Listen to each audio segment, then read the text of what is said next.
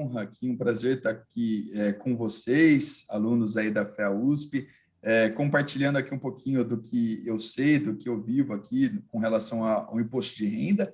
Já tive aqui, dando aqui uma mini palestrinha para a turma das 7 horas, agora eu vou falar aqui para vocês. Deixa eu aqui fazer uma rápida apresentação. Eu sou o Guilherme Segato, sou contador aí e sócio aqui da Segato Contabilidade, uma empresa, um escritório aqui de Jundiaí. Hoje, graças a Deus, a Segato tem mais de 30 anos de história. Hoje, a gente atende aí diversas empresas, diversos segmentos, seja multinacionais, também fazemos auditoria e, claro, cuidamos aí de imposto de renda de pessoa física. E, como eu falei para o professor, a gente já viu muita coisa, eu conheço de muitos causos e histórias aí relacionadas ao imposto de renda. Então, eu vou compartilhar aqui com vocês rapidamente. Eu vou aqui até compartilhar aqui uma apresentação que eu fiz para poder ter aqui um norte para vocês. Bom, então nós vamos falar aqui do imposto de renda. Eu vou basicamente aqui passar por alguns campos, tá? Alguns tópicos. Eu vou fazer bem uma questão traduzida aqui para vocês, vou tentar trazer a informação como ela deve ser trazida, né? No sentido sem nenhum caráter aí que seja difícil de entender, que normalmente quando a gente fala de imposto, quando a gente fala de Receita Federal, coisa assim, sempre é meio complicado, né? Então, vou tentar traduzir de forma rápida, aí vou passar por alguns pontos aqui. Então, para a gente não perder tempo, eu já vou começar aqui voltando lá atrás e trazendo a história do imposto de renda, né? A história por trás do imposto de renda. É bem legal porque eu gosto muito de entender isso e quero compartilhar com vocês que, na verdade, a maioria dos pesquisadores aí, né, dos historiadores, eles consideram que o imposto de renda ele foi criado na Inglaterra em 1799.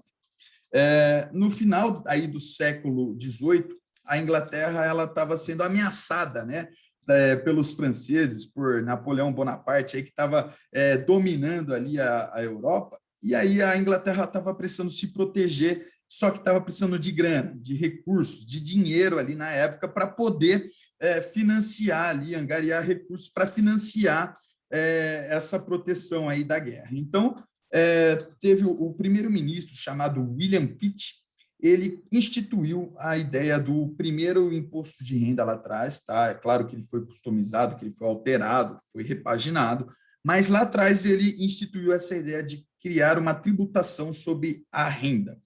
E aí eu trago aqui até, é legal, eu tenho um livro aqui de história do imposto de renda, e lá atrás, né, não é nenhuma novidade, mas lá atrás, logo quando foi instituído esse imposto lá na Inglaterra, já gerou controvérsias. Então, o povo já reclamava, já xingava o ministro, já achava que era injusto.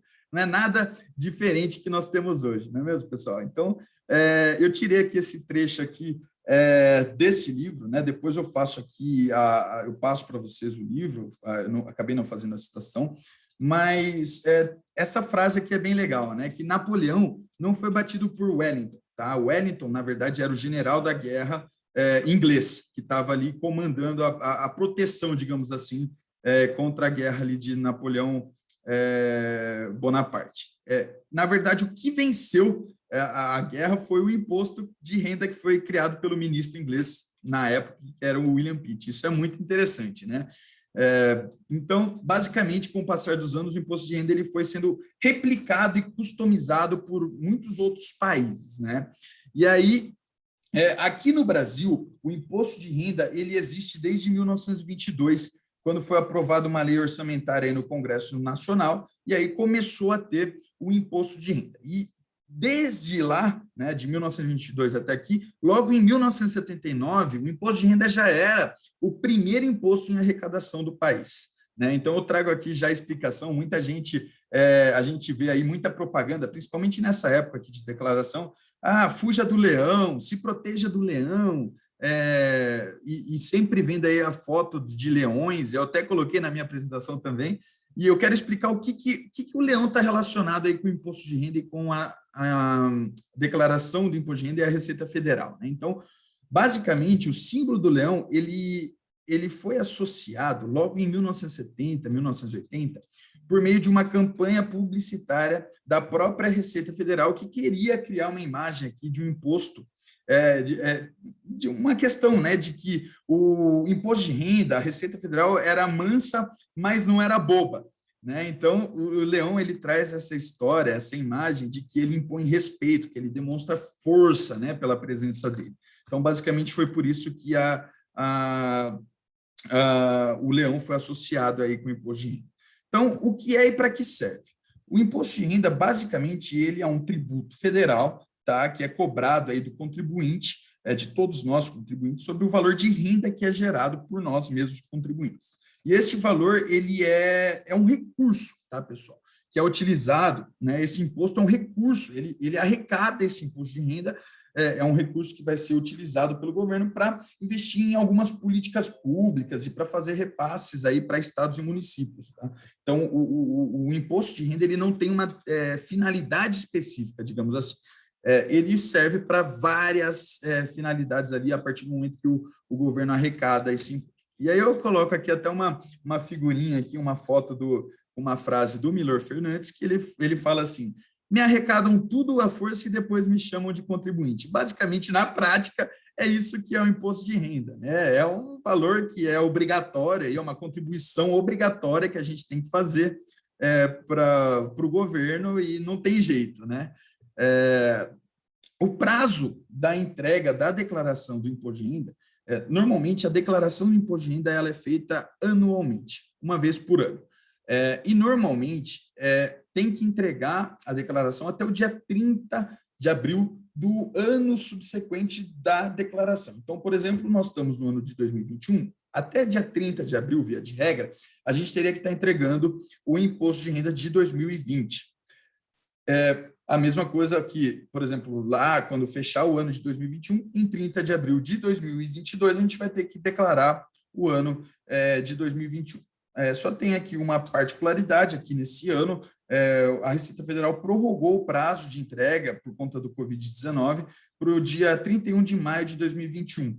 Eu até acho legal trazer aqui como fato aqui para vocês, teve até uma tramitação aí no Congresso para alterar a data da declaração, o prazo da declaração, para 31 de julho de 2021, só que o Bolsonaro vetou, e a explicação do veto dele, do cancelamento dessa medida, digamos assim, dessa alteração do vencimento, foi porque o governo precisava logo de todos os recursos aí que seriam angariados com o recolhimento aí, né, do imposto de renda. Então, quem que é obrigado a declarar o imposto de renda? Então, tem algumas hipóteses aqui de quem é obrigado a declarar imposto de renda, tá? Então, eu trago aqui. Então, em 2020, precisa declarar, né? Em 2021, sobre o ano de 2020, precisa declarar imposto de renda. Primeiro, quem recebeu mais de R$ 28.559,70 de renda tributável, pode ser salário, aposentadoria, aluguéis, etc. Tá? Ou quem ganhou mais de R$ 40 mil em rendimentos isentos, não tributáveis ou tributados na fonte, como, por exemplo, indenização trabalhista, rendimento de poupança. Uma outra hipótese que se faz obrigatória a declaração do imposto de renda é quem tem em bens, pode ser casa, veículo, investimentos, ações, etc. e tal, superior, né, mais de R$ 300 mil em bens. E também precisa declarar, é obrigado a declarar o imposto de renda a quem teve ganho com a venda de bens. No caso, pode ser casa, veículos, ou quem, por exemplo, comprou e vendeu ações na bolsa. Tem alguns outros aqui, mas também que eu não julgo ser tão relevantes aqui para ficar mencionando aqui na conversa, tá bom? Então, basicamente, na declaração de imposto de renda, a gente precisa declarar nossa vida financeira inteirinha ao longo do ano que está sendo declarado. A gente abre a nossa vida financeira para a Receita Federal. A gente tem que informar o saldo na nossa conta corrente, o saldo que a gente tem de investimentos, compras e vendas ou posição de veículos, se a gente detém veículo ou se a gente comprou e vendeu veículos, compra de imóveis, ações na bolsa, fundo de investimento imobiliário, criptoativos e todos os ativos financeiros aí, os gastos em geral, os pagamentos e as doações, e os empréstimos e valores financiados, né? Então, quando eu falo tudo isso que a gente precisa declarar no nosso imposto de renda, eu gosto de fazer aqui uma comparação de que, basicamente, a declaração de imposto de renda é uma contabilidade, é o balanço patrimonial e a demonstração de resultado que a gente faz aí da pessoa física para a Receita Federal ao longo do ano. É um pouquinho diferente, claro, de um balanço, de uma DRE de uma empresa, mas, no final das contas, tem o mesmo intuito.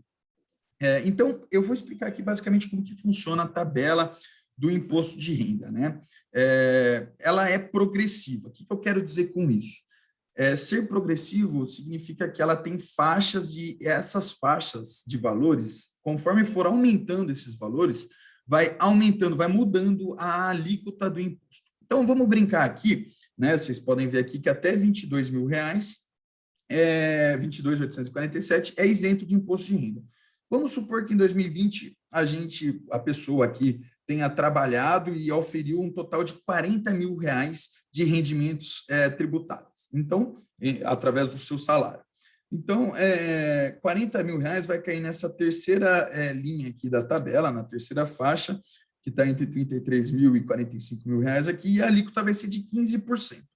Então, a gente pega o valor dos rendimentos tributáveis, que é 40 mil, e multiplica por 15%. Esse valor vai dar 6 mil reais. 6 mil reais a gente deduz nessa terceira coluna aqui, você vê aqui a parcela a deduzir, que é o valor de 4.257,57. Então, a gente pode deduzir esse valor. Deduzindo, então, 6 mil reais, esses 4.257,57, a gente chega num valor de R$ 1.742,43 a pagar de imposto de renda nesse exemplo hipotético, né? Então, claro, a gente brincou aqui, eu mostrei como funciona a tabela e a questão da tributação.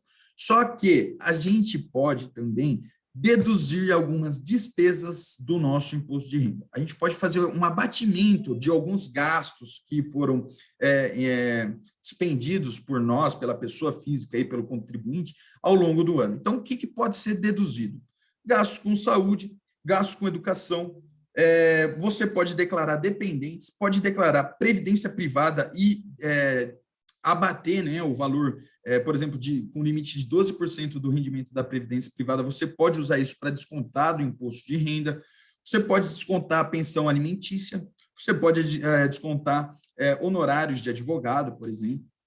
Então, tudo isso são gastos que podem ser descontados na nossa declaração deduzidos, digamos assim, da nossa declaração do imposto de renda. Então, aqui eu coloco, depois eu vou compartilhar esse material aqui com vocês, eu não vou ficar lendo aqui, mas eu trago quem que pode ser declarado como dependente, tá? E até aqui nessa outra página eu mostro que o limite de dedução de dependente é de R$ 2.275,08 por dependente por ano. Então, se você declarar, sei lá, um dependente, você pode declarar o gasto aí até de R$ 2.275,08. Claro, se você tiver 5 dependentes na sua declaração, você pode declarar um limite aí de 5 vezes 2.275, que é por dependente por pessoa aí. Então, quem que pode ser declarado como dependente? Marido, a esposa, filhos ou enteados aí com idade até de 21 anos, filhos com idade até de 24 anos, se eles estiverem cursando a graduação de nível superior, e alguns outros casos aqui, né? Então, pais, avós, bisavós que receberam aí em 2020 rendimentos tributáveis ou não, de até R$ 22.847 podem ser declarados também como dependentes. Enfim, tem aí uma relaçãozinha de pessoas, de casos onde pode ser declarado alguns CPFs aí como dependentes do declarante aí no imposto de renda. Então, eu já trago essa outra pergunta. Vale a pena declarar aí o dependente, né? Lembrando que o limite por dependente é de R$ 2.275,08, e eu falo que depende de caso para caso. Porque como que funciona, né? Quem declara algum dependente, ele declara tudo desse dependente. Ele vai declarar, inclusive, tanto os gastos que dependente teve, como também vai declarar os rendimentos que este dependente auferiu no ano que está sendo declarado. Então, por exemplo, se o dependente ele tiver em seu nome muitos bens tributáveis, você pode pagar mais imposto só pelo fato de você estar declarando ele como dependente. Assim como, por outro lado, se esse dependente ele não tiver muitos rendimentos, mas tiver bastante gasto, né, como, por exemplo, saúde, educação, o valor aí a pagar na sua declaração de renda pode cair, ou então o valor da restituição, que eu vou explicar no próximo slide, pode aumentar, tá bom? Então, como que funciona a restituição do imposto de renda? Basicamente, a gente tem dois casos. Quando a gente faz a declaração, ou a gente tem que pagar imposto de renda, ou a gente tem que receber imposto de renda porque a gente já pagou um valor a maior do que a gente deveria ter pago.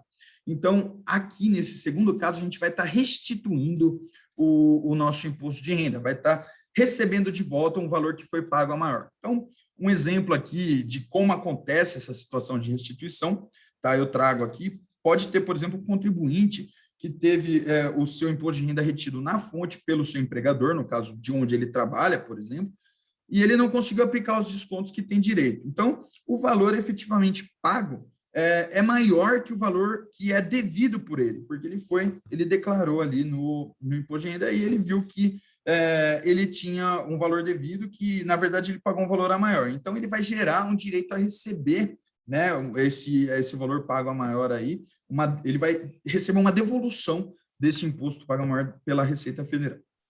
Então, eu trago aqui uma questão muito bacana que eu gosto sempre de alertar todo mundo, é o que acontece se eu não declarar imposto de renda. Então, na pior das hipóteses, se for um caso assim de extrema complicação, se for algum caso ultra assim, importante, que a Receita Federal vai entender que está tendo alguma questão de manipulação, de fraude, de sonegação fiscal, você pode ser investigado por crime de sonegação fiscal e pode ser preso aí, né, a pena do crime pode ser de 2 a 5 anos, e você vai pagar uma multa, além do imposto que você deve, de 150% mais a Selic, mais os juros, sobre o valor do imposto devido. Isso é nos casos, na pior das hipóteses, tá? Aqui, em situações normais, que acontecem em 99% dos casos, você pode, eu já vi isso, inclusive já teve, de um tempo para cá, nesse ano, já pegamos uns 5, 6 casos de pessoas que tiveram o seu CPF bloqueado. Por quê? O que acontece? O limite é 31 de maio. Se você passa do limite do prazo e fica muito tempo sem declarar, você vai estar pendente com a Receita Federal. Você vai ter que estar prestando conta com a Receita Federal e a Receita Federal vai poder até bloquear o seu CPF, você não vai conseguir daí renovar passaporte, você não vai conseguir prestar concurso público, você não vai conseguir fazer empréstimo. Tá? Então, o que acontece se você não declarar imposto de renda logo no primeiro dia? No caso aqui, 1º de junho de 2021. O que acontece? Se você não tiver nenhum valor a pagar, mas você só deixou de entregar a declaração de imposto de renda e você era obrigado nesse ano, você vai ter que pagar uma multa de R$ 165,74. E essa multa ela é corrigida pela Selic, se você demorar para pagar. E caso você tenha um valor a pagar, você vai tendo uma multa aí de 1% ao mês, que vai incidindo aí sobre o imposto devido, que não vai ultrapassar 20% do valor desse imposto devido. Tá? Então, se você tem R$ 10.000 de imposto de renda a pagar, você não declarou, você demorou 6 meses aí para declarar, você vai fazer a sua declaração, você vai ter que pagar aí um imposto, além dos R$ 10.000, você vai ter que pagar R$ 2.000, que é 20%, mais a correção da Selic. Então, uma pergunta legal que eu gosto de trazer aqui para vocês. Eu posso atualizar o valor do meu imóvel? Guilherme, sei lá, eu tenho um imóvel que eu comprei em 1980 por R$ 100.000. Hoje, em 2021, ele vale 2 milhões. Eu posso atualizar esses 2 milhões na minha declaração de imposto de renda? E a resposta é não, tá? A única coisa que você pode atualizar no imóvel, na sua declaração, são os gastos que foram despendidos, por exemplo, com reforma deste imóvel, com manutenção. Por exemplo, você está fazendo aqui a piscina da sua casa, você está fazendo a churrasqueira, aí todos esses gastos eles vão poder ser somados aí no valor de preço de custo do imóvel. Mas, via de regra, Nunca pode nenhum bem, nem ações, nem imóvel, nem veículos podem ser atualizados a valor de mercado. Tem que ser sempre registrados a valor de custo, porque a Receita Federal ela cobra que você apure o ganho de capital quando você vender este bem. Então, eu já vou explicar isso, mas basicamente aqui só pode registrar a preço de custo, todos os bens. A mesma coisa aqui para, por exemplo, ações da Petrobras. Você comprou um lote aí por 10 mil reais de ações aí da Petrobras. Hoje, isso em 2017, hoje ela vale 50 mil. Na sua declaração de imposto de renda, ela vai estar lá os 10 mil reais, porque aqui nessa situação hipotética você não comprou mais e nem vendeu. Então, você tem que deixar lá o valor a preço de custo. E quando você for vender essas ações, você vai apurar o ganho de capital. Então, a gente fez aqui a pergunta de como, da questão de atualizar o valor do imóvel. Eu já trago aqui uma outra pergunta relacionada a imóvel, né? Como que faz a declaração da venda de um imóvel? Então, basicamente, depois, se eu tiver um tempinho, eu vou mostrar aqui para vocês como funciona rapidamente aqui o programinha. A gente precisa zerar essa venda, esse imóvel que está registrado em nossos bens e direitos, né? Então, por exemplo, em 2019, a gente tinha um valor lá de 100 mil reais do nosso imóvel, a preço de custo lá de 1980. Em 31/12 de 2020, a gente vai ter que zerar, porque a gente vendeu esse imóvel, a gente já não tem mais isso. Em paralelo a isso, a gente vai ter que fazer também a apuração do ganho de capital, que é num sisteminha à parte chamado GCAP, que é o Programa de Apuração de Ganhos de Capital. Então, você trabalha com esses dois sisteminhas, a declaração do imposto de renda e o GCAP. No GCAP é super simples e intuitivo, você coloca lá, o que você está apurando de ganho de capital? Ah, é um imóvel. Beleza, qual foi o preço de custo? 100 mil reais lá em 1980. Qual está sendo o preço de venda? 2 milhões de reais agora em 2021. Então, o que ele vai fazer? 2 milhões de reais menos os 100 mil reais dá um ganho, uma valorização de 1 milhão e 900 mil reais. Então, sobre esse 1 milhão e 900 mil reais, você vai pagar 15% de imposto de renda, tá? E é bem legal a gente também trazer aqui que, na verdade, a declaração do imposto de renda ela é feita uma vez por ano. Só que a apuração de ganho de capital ela tem que ser feita sempre no ato de quando você vende algum bem. Então, se você vender algum veículo, se você vender algum imóvel, ações na bolsa, criptomoedas, enfim, qualquer tipo de bem aí, você precisa fazer a apuração do ganho de capital deste bem para ver se teve valorização. E se tiver sobre o valor do ganho de capital, você vai ser tributado e aí você precisa recolher o imposto de renda no mês subsequente da operação que você realizou. Aqui é uma outra pergunta aqui de como declarar a doação aqui para herdeiros. Eu nem vou ficar entrando aqui tanto no mérito, tá? Mas via de regra a doação ela é um rendimento isento e não tributável, tá? Para quem recebe. Então, eu fiz até um recorte aqui para vocês já verem como que funciona mais ou menos aqui o programinha. Tem que registrar aqui em rendimentos isentos e não tributáveis, em transferências patrimoniais, e aqui a gente coloca todos os dados de quem a gente está recebendo essa doação e tudo mais, né? Então, eu trago aqui, num caso específico, se é uma doação de imóvel, o que acontece, né? Então, a gente precisa tomar cuidado para ver se a transferência deste bem ela vai ser feita a valor de custo. Se for a valor de custo, não vai ter imposto, né? Se você está transferindo um bem de 100 mil reais por 100 mil reais, não vai ter imposto, né? Se você estiver transferindo o bem de 100 mil reais por 2 milhões, você vai ter que apurar aí o ganho de capital. Um lembrete que eu faço aqui é que doação, ela que não tem nada a ver com o imposto de renda, ela tem um imposto estadual que chama ITCMD. Então, toda doação ela é tributada pelo Estado e não pela federação, pelo governo, né, pelo imposto de renda. Ela é tributada pelo ITCMD. Aqui eu trago rapidamente uma relação do ganho de capital. Como que funciona o ganho de capital? Se você vender um imóvel, sobre o valor do ganho, você paga 15%. Se você vender um veículo acima de 35 mil reais, se você tiver ganho de capital na venda desse veículo, você comprou o veículo por 50. Hipoteticamente, o veículo se valorizou e ficou 60 mil reais. Você vendeu por 60 mil reais. 60 menos 50 dá 10. Então, você precisa pagar imposto de renda de 15%. Assim como, por exemplo, venda de ativos financeiros, por exemplo, ações. Você paga aí 15% sobre o ganho de capital em operações de swing trade, em operações normais aí de ganho de capital.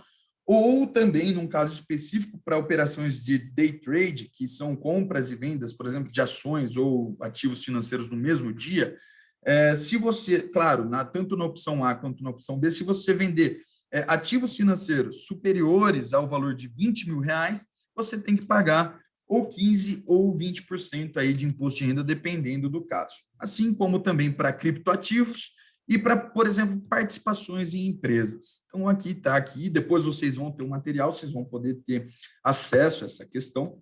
Aqui eu faço só uma menção aqui para mostrar a que nível que nós estamos chegando, tá, pessoal?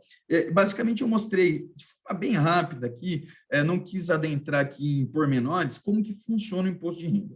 E aqui eu quero explicar para vocês que, hoje em dia, a Receita Federal está conseguindo cada vez mais e mais mecanismos para cruzar informações e obter essas informações para poder cobrar as operações financeiras entre diversas partes aí. Então, hoje em dia, a Receita Federal tem acesso ao quanto você tem no banco, ela tem acesso a quantas ações e qual é o custo das suas ações, porque a corretora de valores ela tem que informar isso. Ela tem acesso, por exemplo, à compra e venda de imóvel, porque o cartório também declarou isso. Enfim, e hoje em dia, até a notícia que o recorte da notícia mostra, a Receita Federal está até analisando as redes sociais para checar o patrimônio das pessoas, né? Tem muita gente que, via de regra, entre aspas aqui, ela é pobre na declaração do imposto de renda. Aos olhos da Receita Federal, ela não tem patrimônio nenhum. Mas no Facebook, no Instagram, ela está viajando para Disney, andando de barco, vivendo uma vida luxuosa, e a Receita Federal está, inclusive, usando fiscais para monitorar as redes sociais e conseguir aí fiscalizar os contribuintes. Eu trago aqui alguns fatos e números do imposto de renda, tá? Neste ano, a Receita Federal ela espera receber algo em torno de 32.700.000 declarações aí de imposto de renda, e dessas declarações é estimado aí uma arrecadação de 18,5 bilhões em 2021 só de imposto de renda, tá?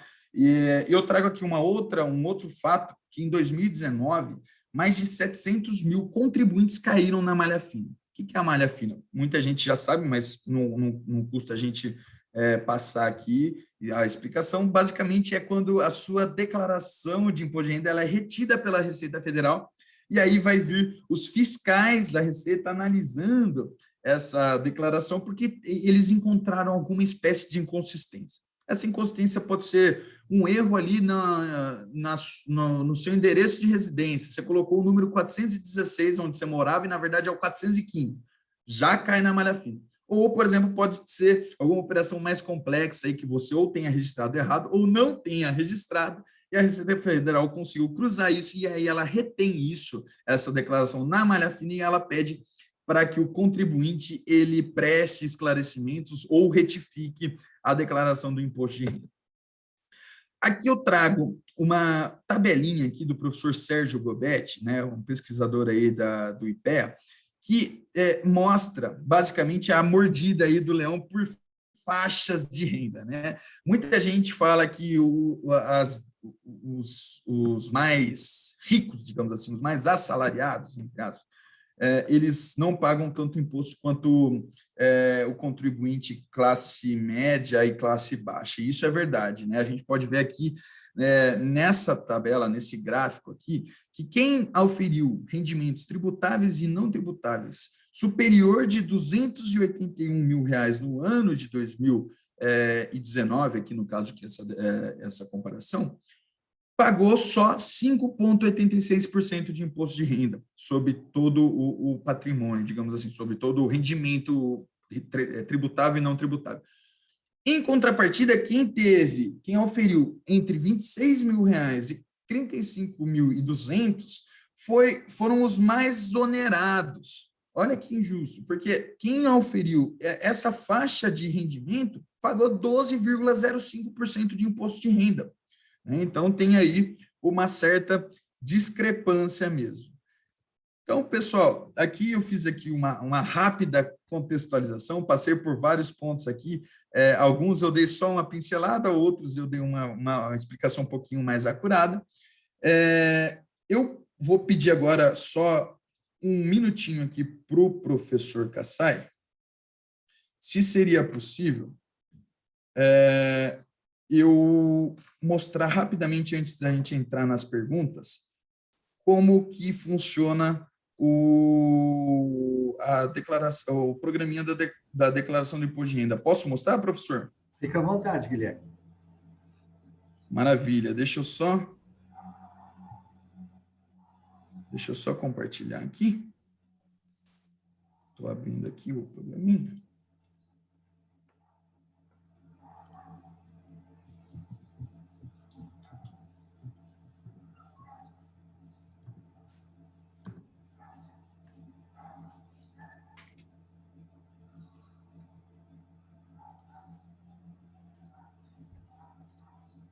Bom, então aqui, basicamente, depois, tá, pessoal, eu vou passar para vocês três materiaizinhos aí. Eu vou passar tanto a minha apresentação aqui, que eu usei como base aqui para poder passar para vocês, eu vou passar também um e-book que eu tirei da própria Receita Federal, que é de perguntas e respostas do imposto de renda. Então, lá tem mais de 285 páginas que tem 1.001 perguntas, né? Se vocês tiverem alguma pergunta específica, vocês vão poder acessar por lá e ver. E também vou passar o link para vocês poderem baixar este programinha aqui que eu estou compartilhando, que é o programa da declaração do imposto de renda. Então, basicamente, a carcaça aqui, o design dele é esse aqui, né? Eu coloquei aqui, só brincando aqui, o meu CPF, confesso que ainda não fiz a declaração de imposto de renda desse ano, preciso fazer, já está até passando o prazo, já o dia 31 está chegando. Então, basicamente, é assim, pessoal, a gente tem aqui várias fichas, né? Então, tem aqui os rendimentos tributáveis, rendimentos isentos e não tributáveis, rendimentos que são sujeitos à tributação exclusiva.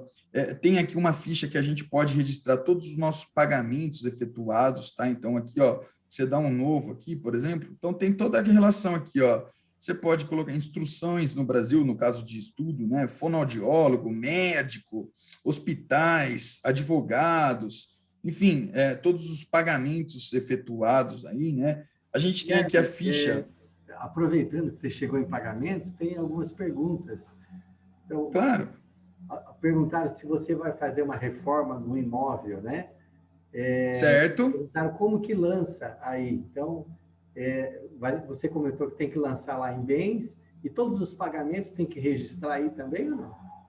Perfeito, tem que registrar todos os pagamentos, né, em bens e direitos, e claro, esses pagamentos, eles precisam ser, digamos, comprovados, tá, professor? E para quem perguntou, o aluno aí que fez a pergunta, eles precisam ser comprovados. Então, é muito importante que quando vai fazer aí a reforma, no exemplo aqui que eu dei, né, vai estar construindo a piscina. Então, tem que pedir aí o comprovante, nota fiscal aí, enfim, vários comprovantes aí, que tudo que puder aí, de todos os gastos que foram despendidos aí na reforma, você precisa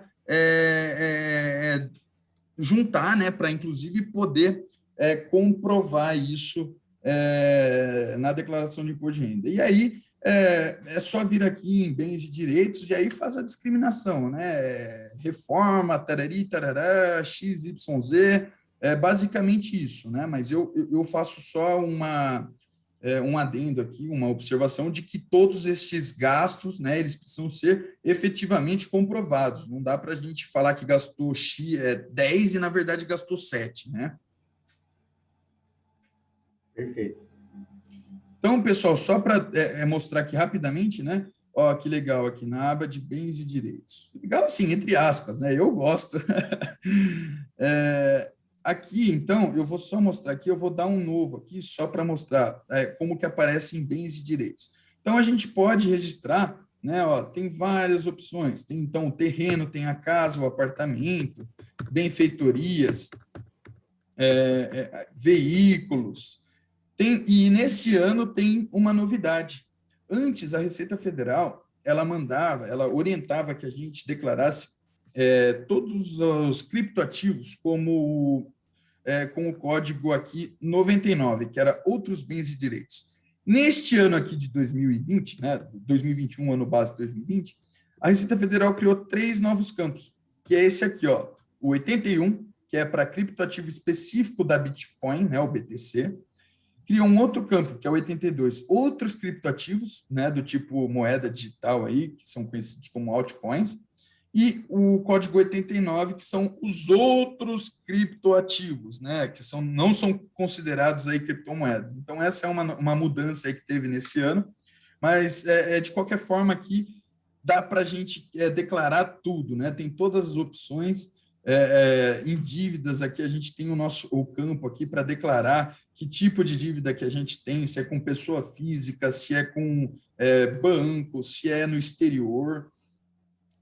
A gente tem também aqui a opção, ó, de ganho de capital. Então, ó, tem toda a questão aqui de bens imóveis, moedas em espécies, ó, a opção da importação do ganho de capital, que foi aquilo que eu falei de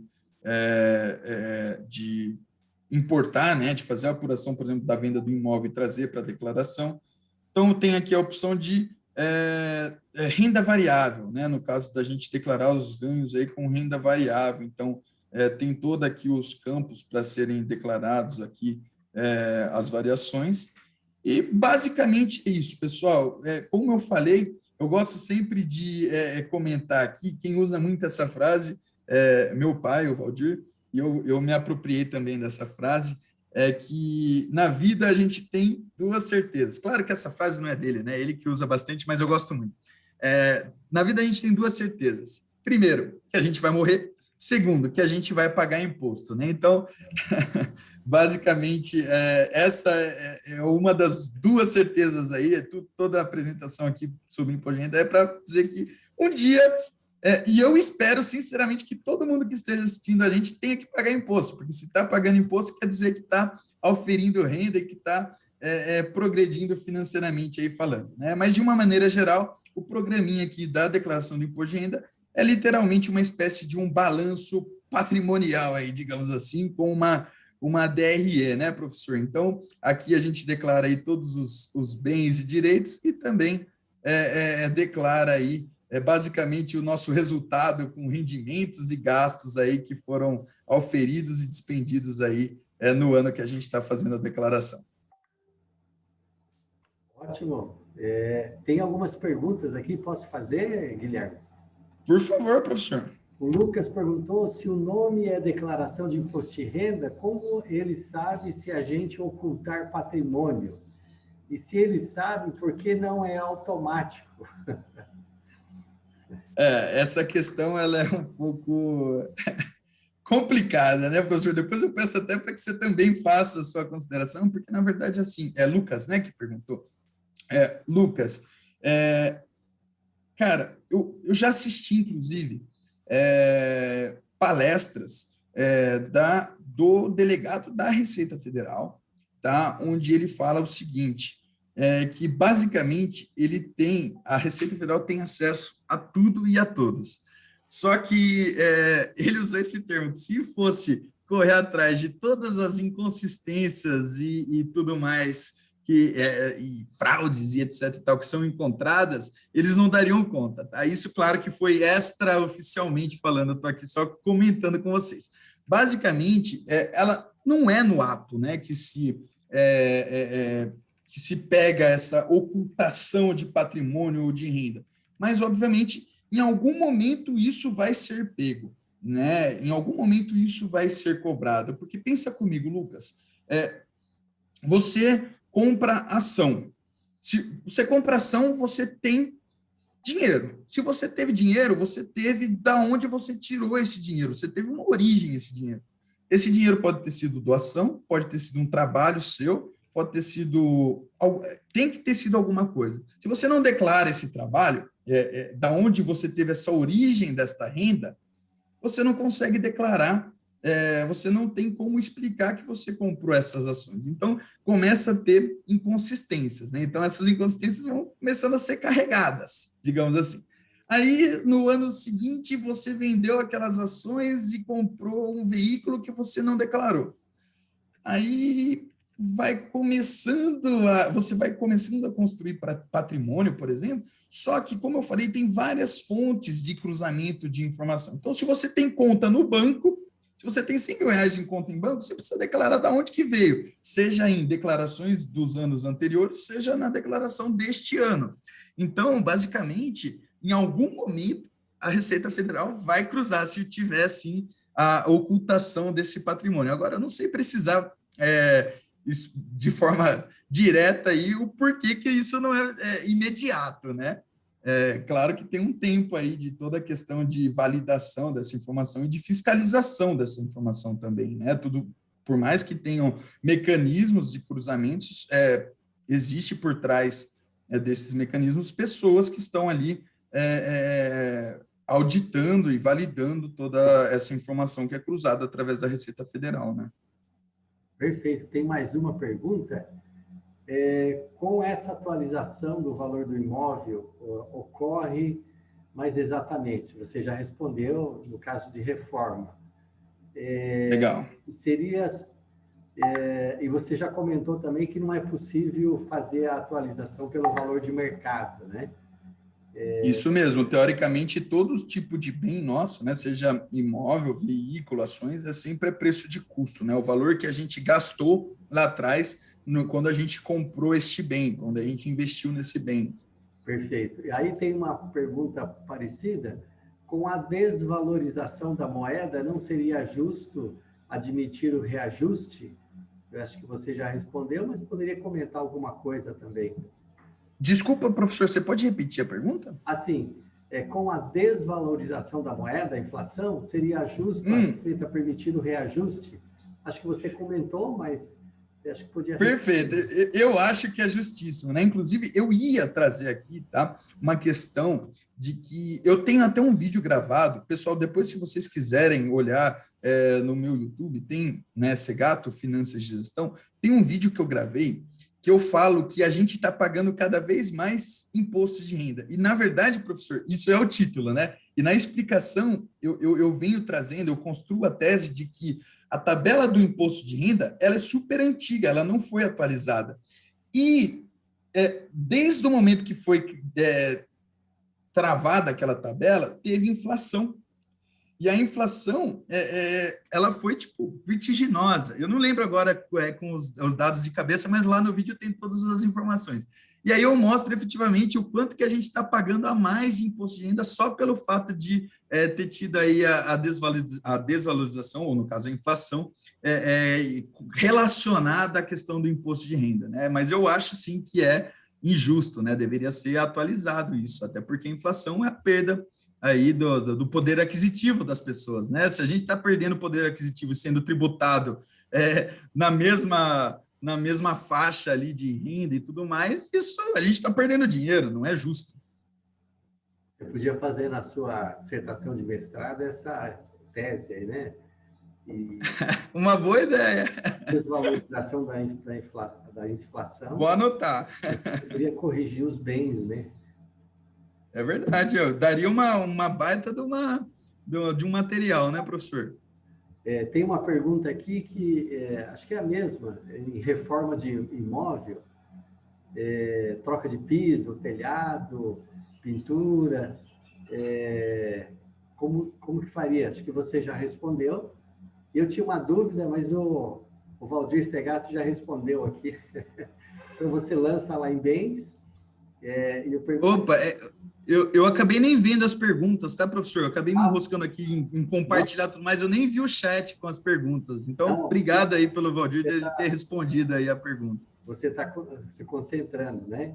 Então, só lança lá em bens e na aba de pagamentos não precisa fazer o lançamento individual, né? Seria muito positivo.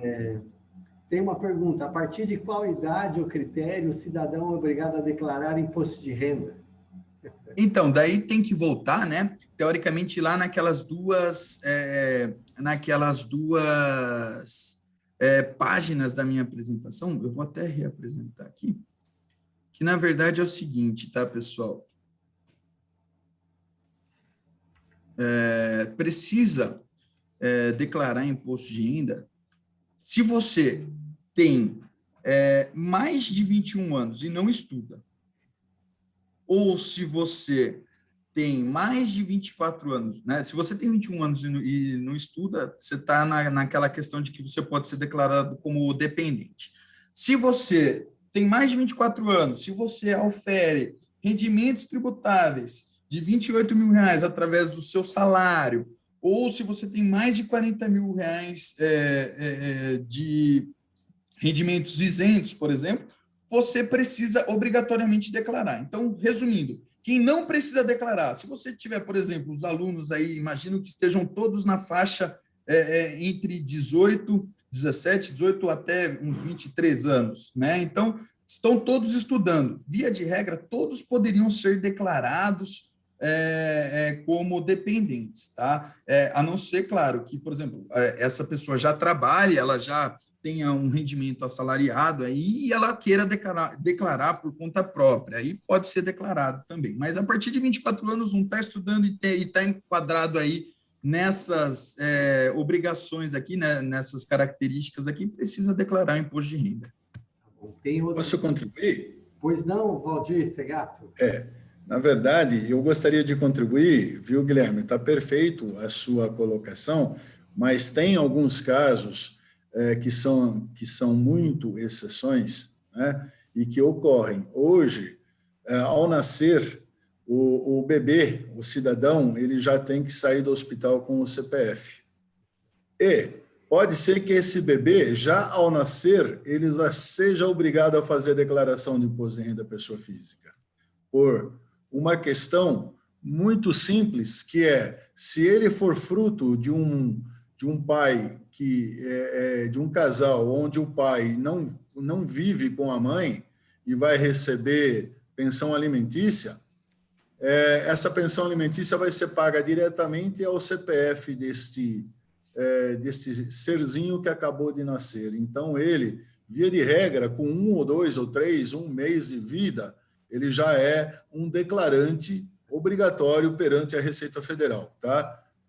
Esse é um ponto que muita gente não observa, né? As pessoas, as mães que recebem aí as pensões alimentícias, normalmente declaram nas declarações delas e fazem errado. Aí fica a declaração dela errada, fica a declaração do pai que mandou os rendimentos para o beneficiado, que é o filho, e fica o filho omisso porque não fez a declaração. Fica os 3 declarantes com problemas na Receita Federal. Tá ok? Desculpa, Guilherme, mas é um caso bem específico mesmo, professor. Estou indo embora. Não, sem problema. Não, obrigado. Tem mais uma pergunta aqui, Guilherme. Claro, professor, manda bala. Caso o criptoativo não for declarado, como será feito o rastreamento, pois é um item não rastreável? E aí eu tenho eu complemento com uma outra pergunta. Na minha época, a fonte pagadora tinha uma DIRF, né, que entregava mensalmente, anualmente. Se isso continua, como que a fonte pagadora ela informa o fisco? Então, professor, pelo que eu sei, eu confesso para você que eu não invisto em Bitcoin, em criptoativos, mas eu peguei um caso ontem dessa questão de criptomoedas e tudo mais. Então, eu vou tentar contribuir aqui. Via de regra, é tudo muito novo, né? Essa questão de Bitcoin, de criptomoedas, criptoativos e tudo mais. Eu sei que tem as exchanges, que são as corretoras, né? Exchanges, que são lá do exterior e que são as nacionais. Pelo que eu sei, as corretoras nacionais, elas fazem a DIRF, então elas declaram exatamente como o senhor falou, que foi comprado e que foi, por exemplo, auferido, foi comprado e você vendeu, que vai declarar que você vendeu, então eles mesmos já vão passar isso na DIRF, caso você tenha algum rendimento, já vai ser informado pela própria corretora, né? O que eu confesso que está muito novo ainda, e essa é a minha orientação, eu sempre procuro orientar pelo lado da proteção, né, de ser conservador. Porque eu penso o seguinte, na exchange lá de fora, talvez não tenha essa questão da DIRF, né? Muito provavelmente não tem. Mas o que acontece? Eu faço a ideia inversa. Eu sigo o caminho do dinheiro. Se alguém um dia comprou Bitcoin, por exemplo, lá fora, esse dinheiro saiu daqui de dentro e foi lá para fora. Esse dinheiro, você pode não ter declarado, mas um dia você vai vender isso. E no dia que você vender, em algum momento você vai trazer isso para o Brasil. E aí, a hora que você trouxer isso para o Brasil de novo, digamos assim, né? Trouxer esse dinheiro que não está rastreável, que não está declarado, você realizar esse investimento e trouxer em moeda corrente, em conta corrente no Brasil, aí você vai precisar declarar a origem disso. Então, o que eu falo? Né? Tem um caso, ontem uma pessoa veio pedir, ela também opera no mercado de criptomoedas, de criptoativos, e ele falou, olha, eu compro Bitcoin e tudo mais desde 2016. Eu comprei e vendi em 2016, comprei e vendi em 2017, comprei e vendi em 2018, 19 e 20. Não declarei em nenhum dos anos, ele falou. O que você acha que eu tenho que fazer? Aí eu peguei e gravei um puta áudio, né? Gravei um áudio de uns quase 10 minutos, orientando. E é justamente tudo isso. Falei, olha, e eu, como, né, se for escolhido para te proteger aí na sua declaração de imposto de renda, para te orientar como contador, eu oriento que a gente retifique todas as declarações desde o ano de 2016, né, porque tem um prazo, né, para que a gente brinca que para caducar o imposto de renda, né, que é o prazo aí de decadência do imposto de renda. Então, são 5 anos. A Receita Federal, ela pode cruzar informações de 2016, 17, 18, 19 e 20 agora, porque nós estamos no ano de 2021. Então, de 2016 para cá, nesse caso aqui, ele tinha comprado e vendido Bitcoin. E aí eu falei, olha, eu sugiro que você retifique. Retifica, mostra toda... Ele tinha tudo isso numa planilha, né? Toda a compra e venda. Eu falei, vamos fazer tanto a posição patrimonial lá em bens e direitos, vamos registrar o quanto que você ficou em cada corte de cada ano, né? Qual que era a posição patrimonial de criptomoedas, e em cada ano de fazer a apuraçãozinha ali de compra e venda do ganho de capital. Então, inclusive, eu orientei isso, expliquei isso para ele dos riscos, né?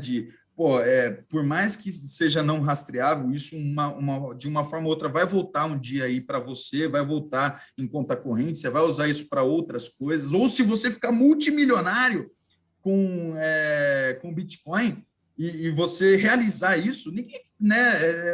Você vai ter que declarar isso em algum momento. E aí, então, é melhor começar já do D0, desde o momento aí que você comprou Bitcoins, a declarar Bitcoins. Essa é a minha orientação, professor. Tá, tem uma outra pergunta ligada. Se é necessário guardar as declarações, a documentação, e por quanto tempo?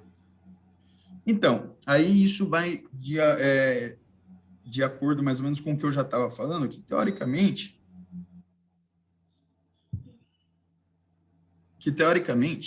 tá me escutando, professor? Perfeito. Caiu energia aqui.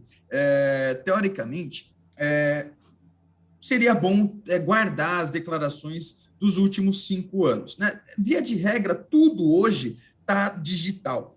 A declaração de imposto de renda, ela pode ser declarada através do seu smartphone mesmo.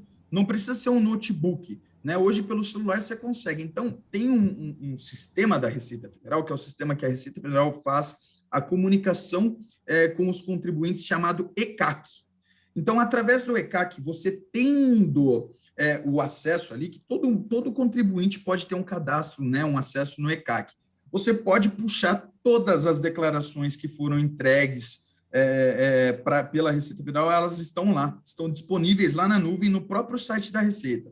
Está disponível a declaração, está disponível a cópia de segurança, caso você precisa baixar novamente, né, essa cópia de segurança para poder fazer uma retificação ou outra, caso a sua declaração tenha caído na malha fina. Então, o que eu oriento?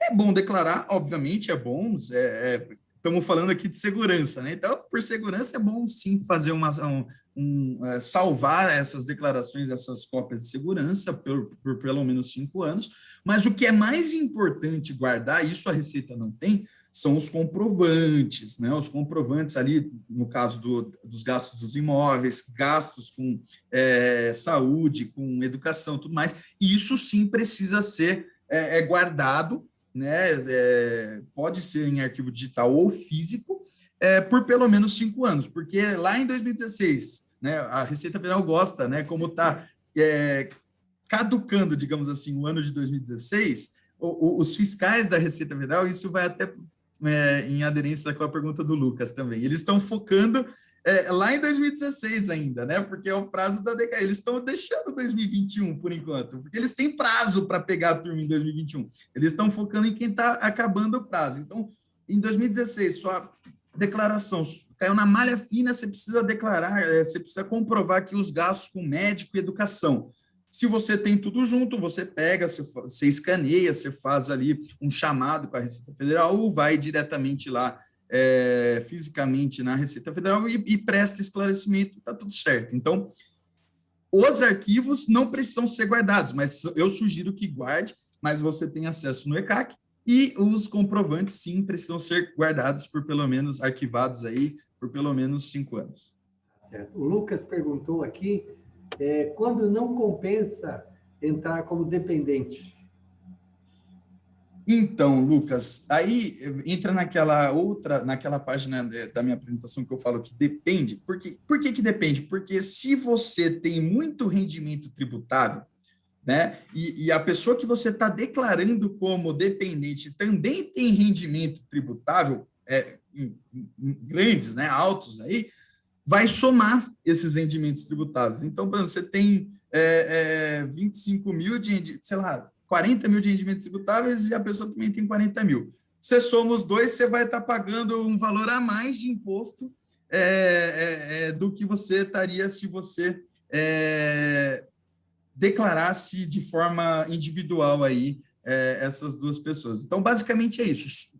Via de regra, eu gosto de inverter a resposta, né? Só compensa declarar como dependente quem tem, claro, com exceção aí com avós, com filhos, né? Claro, obviamente, mas só compensa ter aí, declarar como dependente quem tem bastante gastos aí que podem ser deduzidos do imposto de renda, né? Daí vira uma questão estratégica mesmo, no sentido de se utilizar destes gastos para deduzir o valor a pagar do imposto de renda. Tem outra pergunta, acho que você já respondeu, mas é em relação à venda de imóveis, quando é o único imóvel da família, se tem algum benefício em relação à venda de outros imóveis para ganho de capital? Desconheço, professor. Eu sei que tem uma... eu não vou lembrar agora qual que é a regrinha específica da questão de imóvel que é relacionado a, entre aspas, condomínio. Mas não é nesse caso aqui que a pessoa está citando. Então, eu desconheço aqui que exista algum... Por favor.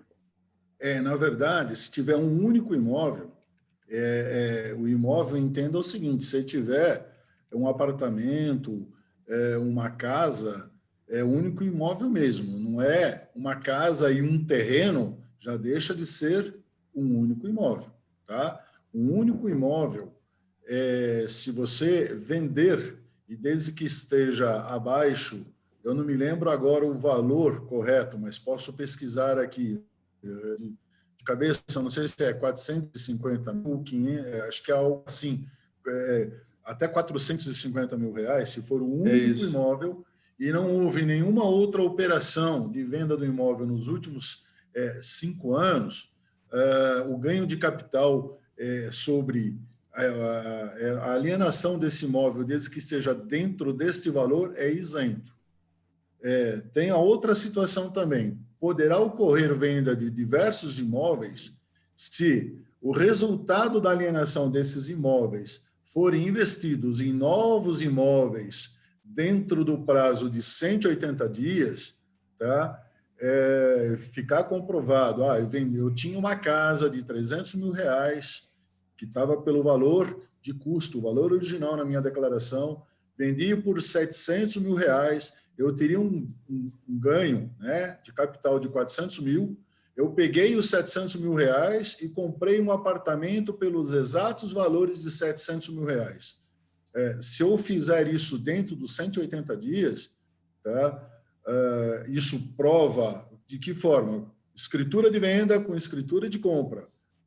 Isso, naquele arquivinho, naquele aplicativo que o Guilherme citou, que é o GCAP, de ganho de capital, vem essas perguntas e as próprias respostas já levam à conclusão de que estas operações dentro desse contexto, ela vai apurar a isenção, ok? Esse ganho de capital ele é muito eficaz, né? Quando a gente for fazer qualquer operação de venda de bens, se utilizem desta ferramenta, baixem lá do site da Receita Federal, ele é muito ilustrativo, é só seguir as respostas lá. É o único imóvel? Sim, ele vai fazendo várias perguntas que, ao final, você vai ter a segurança e a apuração se essa operação vai ter ou não imposto a pagar. Mas, via de regra, são esses dois casos. O único imóvel é desta forma.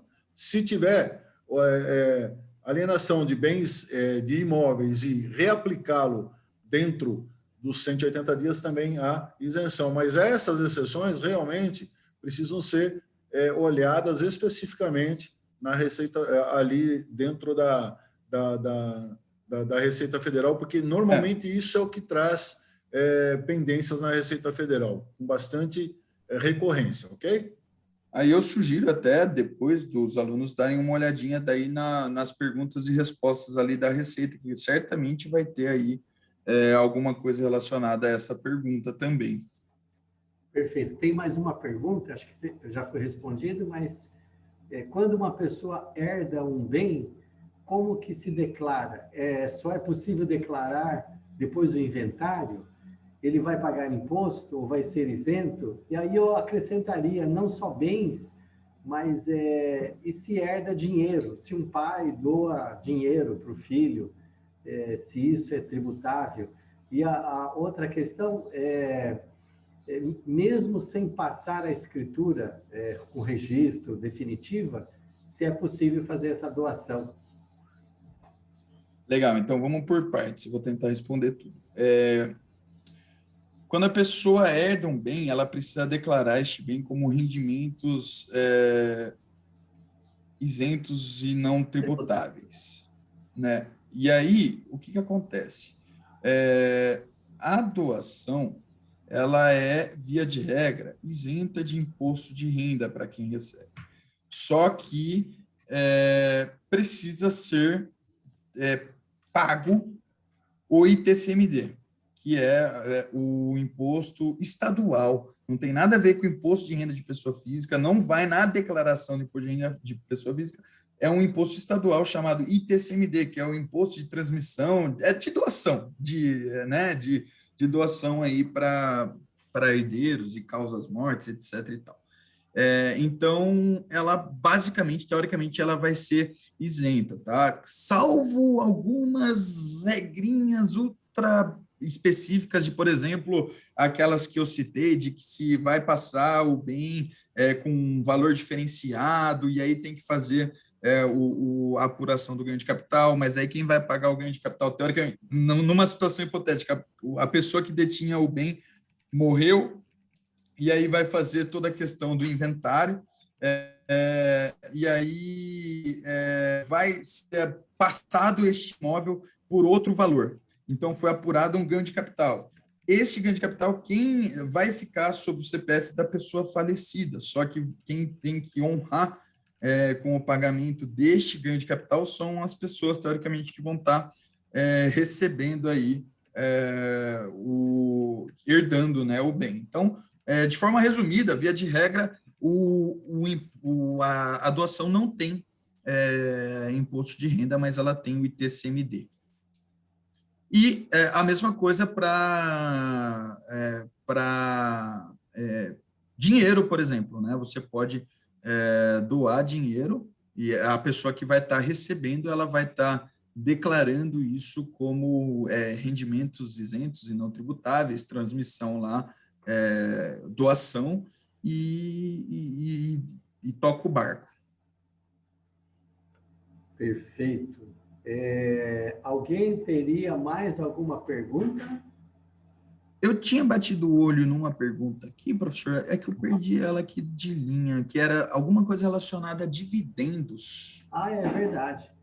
Eu li também. Essa eu não respondi, deixa eu ver se eu acho ela aqui de novo. Então, se a pessoa recebeu dividendos sobre aplicações durante o ano, né, se tem que declarar.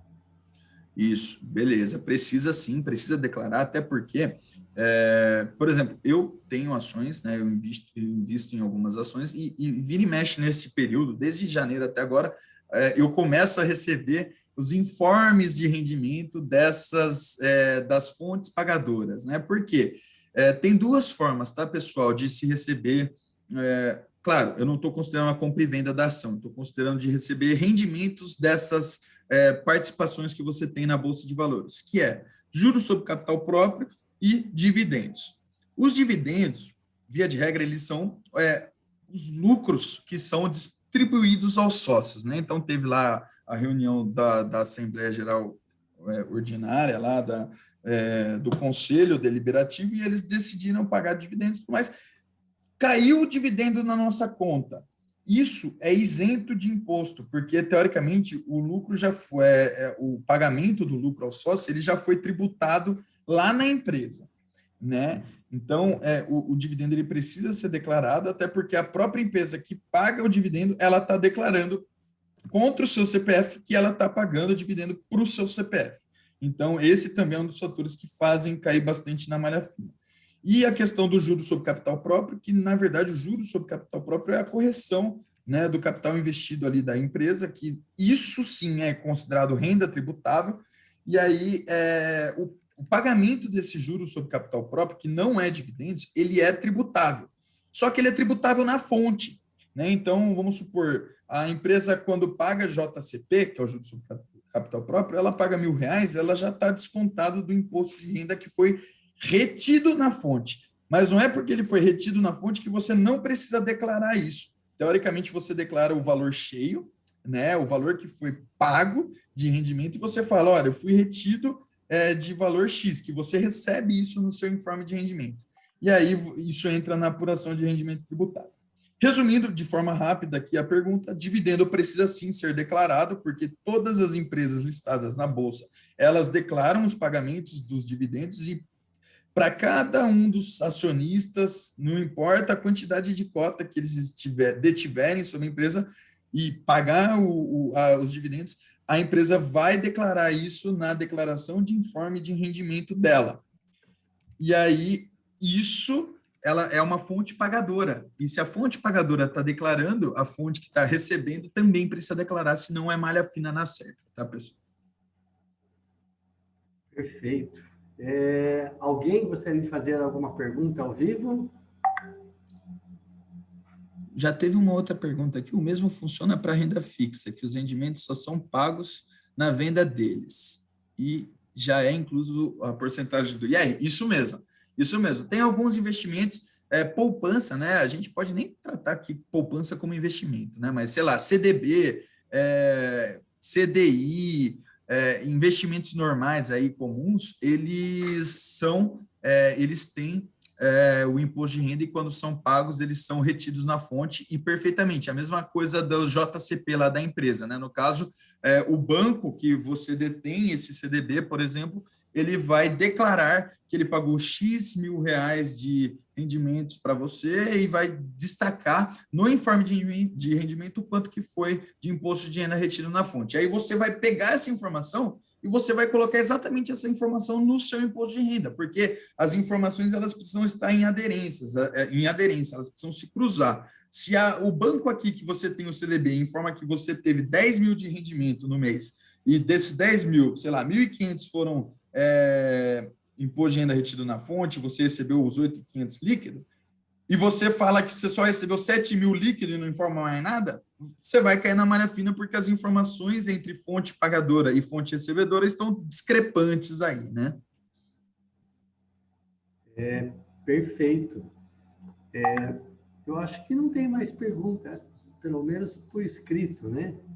Como Tem declara... mais uma aqui do Vitor. Como declara investimento em corretores estrangeiros? Então, Vitor, na verdade, isso cai um pouco naquilo que eu falei que estava tudo muito novo. Eu confesso para vocês que eu sei de outros casos, não porque eu invisto, de clientes meus que eu peço alguma espécie de comprovante, né? O que você precisa declarar quando você compra de uma corretora estrangeira? Eu acho que você está direcionando essa pergunta mais específica para casos de criptomoedas, né?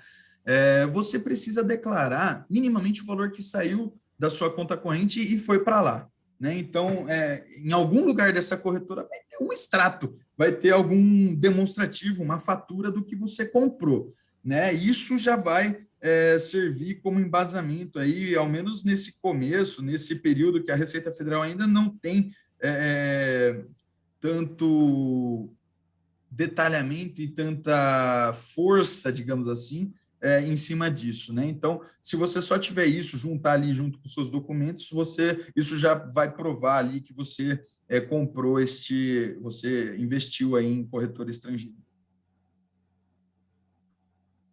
Perfeito. Mais alguém? Teria alguma pergunta?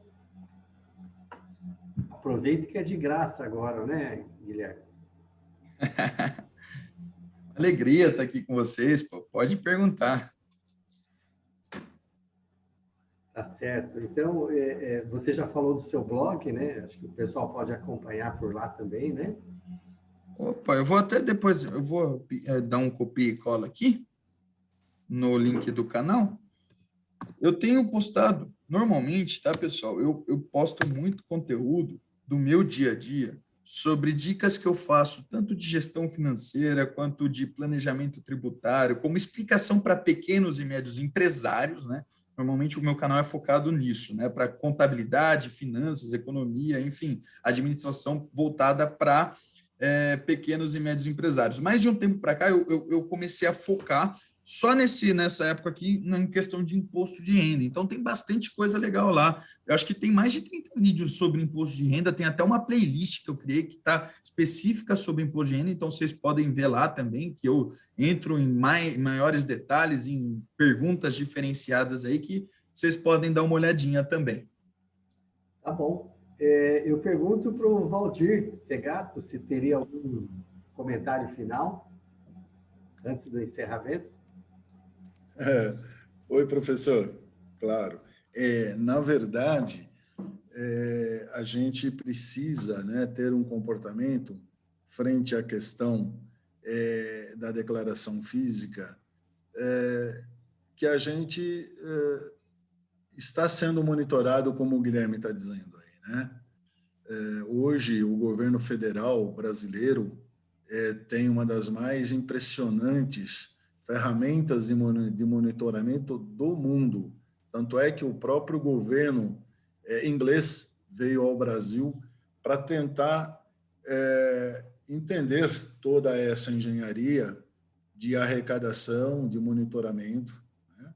Nós temos aqui os principais computadores, os principais sistemas utilizados aí para mineirar todos esses dados, a ponto do governo saber, né, exatamente qual é o teu perfil como contribuinte. E não adianta, né? O Guilherme falou aí a respeito de conversas, né, de palestras e reuniões que nós tivemos com o delegado da Receita Federal, e a Receita Federal, um belo dia, numa conversa, né, entre integrantes do Conselho Regional de Contabilidade, o secretário executivo da Receita Federal aí do estado de São Paulo falou bem assim: a Receita Federal é uma grande mãezona. Ela sabe exatamente quais são os filhos bons e quais são os filhos que merecem levar umas cintadas, né? Por enquanto, como mãezona, a gente está esperando que esses filhos que mereçam levar umas cintadas, eles tomem uma postura onde eles comecem realmente a enxergar que eles precisam mudar a cultura frente à declaração do imposto de renda. Se não mudar, eles vão ser penalizados, porque nós vamos aplicar as multas, né? Vamos começar a bloquear CPFs e tudo mais. Então, a nossa declaração física, ela não é feita agora na entrega desta declaração, tida como a declaração aí de ajuste, né? A declaração física, ela é feita diariamente e mensalmente. Não adianta, a gente não tem como colocar dinheiro embaixo do colchão. Via de regra, a minha opinião, enquanto contadores, enquanto administradores, economistas, que vocês todos vão ser aí formados pela USP, nós teremos que dar exemplos, né? E independente da gente dizer que o imposto de renda é uma coisa boa ou não, tá? É uma coisa que existe aí, que a gente tentar fazer qualquer coisa diferente daquilo que está na lei é contrário à nossa ética, à nossa profissão. Então, a gente tem a obrigação de buscar sempre a coisa que realmente é a correta, para fugir daquilo que é errado, né? Mas, ao mesmo tempo, buscar a coisa dentro da ilisão fiscal. Então, procurem sempre fazer a contabilidade pessoal de vocês, não entendendo que existe, sim, a obrigação da gente entender, como brasileiro, como é a declaração física, porque nós somos aqueles que realmente precisamos fazer, né, a nossa parte e não ficar reclamando do governo, principalmente com o imposto de renda, né? O professor falou aí, né, no começo, eu sempre, quando eu dava essa palestra, eu sempre dizia, sabendo, né? A primeira delas é a morte, né, professor Cassé? E a segunda coisa que a gente não consegue evitar é pagar imposto. Então, são as duas coisas inevitáveis na vida. Então, tenham esse comportamento, né, enquanto administradores, economistas e contadores que vocês serão, que esta postura a gente precisa lidar com a Receita Federal de uma forma bastante pacífica. Não tem como provocá-los, professor. É essa a mensagem que eu deixo. Um abraço a todos aí e boa sorte. Ok, acho que antes do encerramento pelo Guilherme, o João Pedro tem uma pergunta. Por favor, João, pode fazê-lo. Com licença, desculpe também fazer agora no final, mas tanto uma dúvida quanto uma tentativa, se eu realmente entendi, mas de que dentro das alíquotas do imposto de renda, das faixas, consideramos que, por exemplo, uma pessoa aumente o salário, ela está no limite superior da faixa, ela aumenta o salário em R$500, significa, então, que ela vai ter que passar a pagar aquele novo valor que seria muito maior. Então, dessa forma, teria algo como os limites, as situações em que as promoções salariais seriam negativas por causa do imposto de renda, que, portanto, teria limites em que você, ao invés de ganhar 1.000, deveria ganhar 3.000, senão você estaria perdendo dinheiro. E, portanto, como se trabalharia com isso em níveis matemáticos? Assim, o quanto que eu preciso ganhar? Então, eu rejeito ou não essa promoção? Guilherme? Gostei da sua pergunta. É diferente. Cara, eu não tenho resposta. Assim, eu não pensaria no que você tem que rejeitar ou não de oportunidade no trabalho, pensando na questão do imposto de renda, cara. Até porque o imposto de renda não tem só a questão do salário, né? Tem várias outras frentes aí que você deve também considerar. Então, eu imagino o seguinte,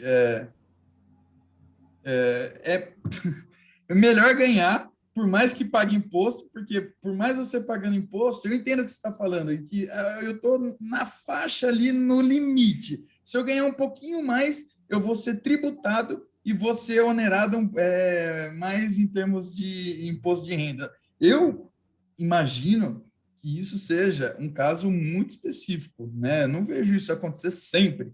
Então, respondendo aqui de forma não contente aqui sua pergunta, José, eu não pensaria só com preocupação do quanto que eu vou pagar de imposto de renda, cara. Eu pensaria em ganhar dinheiro. Aceita a promoção e toca o barco. Imposto, só paga imposto quem está gerando renda. Se você está gerando renda, você tá contente, digamos assim. Essa é a minha opinião, tá? Posso fazer uma provocação? Aproveita, é o José que fez a pergunta, né? João. Desculpa. João. Ô, João, aproveita, agora que você sabe aí direitinho aí como que é a tabela, né, da retenção do imposto de renda, mês a mês, e como que é a tabela final aí, o acumulado do ajuste, faça uma matriz aí e jogue as variações aí de salário né, no Excel para você obter essa informação.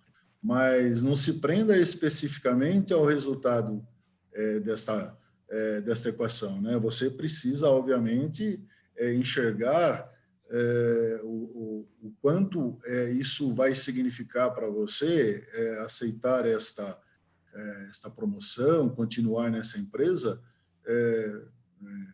como carreira mesmo. Eu acho que isso é o mais importante. O que a empresa está te propiciando?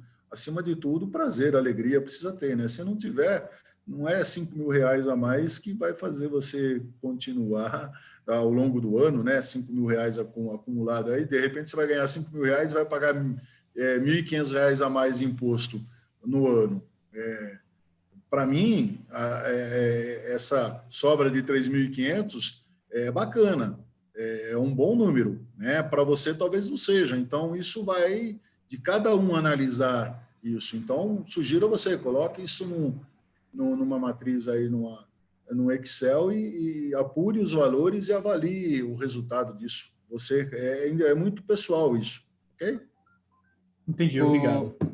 O João, só para brincar aqui com você, incrementar aqui, enquanto o Valdir estava falando, eu puxei aqui eu fiz uma conta rápida aqui, simulando aqui 2 cenários. Eu simulei o primeiro cenário que você tivesse ganhando R$45.000 em 2020, tá? Então, R$45.000, você estaria na terceira faixa do imposto de renda, onde você seria tributado em 15% e você teria um valor a deduzir de R$4.257. Ou seja, no final das contas, você pagaria, ganhando R$45.000, você pagaria R$2.494 de imposto de renda. Aí eu brinquei aqui que a gente aumentou em R$1.000 a nossa renda tributável, ou seja, a gente deixou de estar na terceira faixa, a gente pulou para a quarta faixa. Então, basicamente, a gente vai ser tributado dos R$46.000 em 22,5% e vai ter uma parcela a deduzir aí de 7.633, que no final das contas vai dar 2.716,49. Ou seja, no cenário onde você está sendo tributado, você está tendo renda de R$46.000, você vai ser tributado em 2.716. E no cenário de R$45.000, você vai estar sendo tributado em 2.494. A diferença é de R$222. Só que isso é no ano.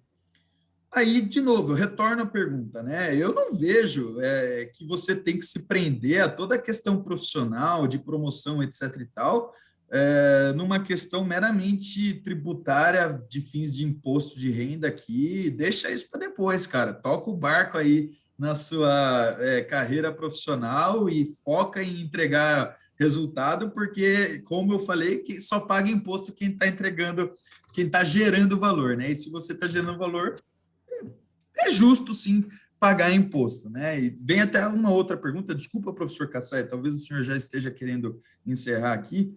O Vitor fez aqui, para resolver esse problema, não seria melhor ter as faixas de IR com uma transição mais suave? Sim, eu acho que sim.